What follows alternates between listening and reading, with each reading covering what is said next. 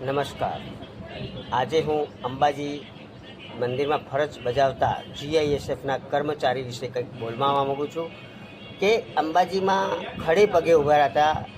દિવસ રાત, ચોમાસું, શિયાળો, ઉનાળો ખડે પગે સેવા કરતા હોય અને પોતાનું પરિવાર છોડીને આવે છે ઘરે, બરાબર, ત્યારે આ તંત્ર એમના મોબાઈલ લઈ લીધા હોય અને મોબાઈલ નોકરી પૂરી થાય પછી આલે છે આ લોકો, બરાબર.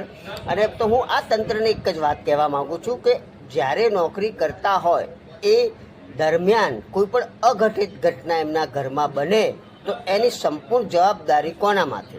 કારણ કે એ તો બિચારો પરિવાર તમારા ભરોસે છોડીને અહીંયા નોકરી કરવા આવે છે આવી કાળઝાળ મોંઘવારીમાં. તો હું એક જ વાત આ તંત્રને કહીશ કે ભાઈ, મોબાઈલ લેવા તો દરેક કર્મચારીના લો. તમે તમારા દરેક મંદિરના કર્મચારીઓ હાથમાં મોબાઈલ લઈને ગેમો રમે છે, રીલો બનાવે છે, એ બધું લો. આ બિચારા ગેટો પર નોકરી કરતા હોય, બરાબર, પરિવાર છોડીને આજુબાજુના ગામડાઓમાંથી આવતા હોય, કે તો તમે એમને મોબાઈલ આલો, કે તો તમે બધાનું મોબાઈલ બંધ લો, કે તો પછી મારે આ વાત આવેદનપત્ર આપીને આપવી પડશે.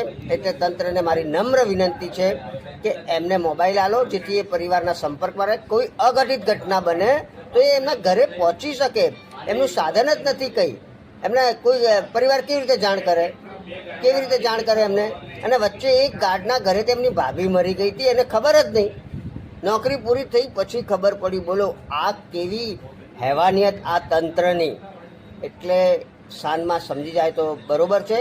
હું આ અંબાજી આમ આદમી પાર્ટી પ્રમુખ બલવંતસિંહ ચેતવણી આપ્યું છું કે તમે જેમ બને તેમ જીઆઈએસએફનો મોબાઈલ આલો. જય હિન્દ.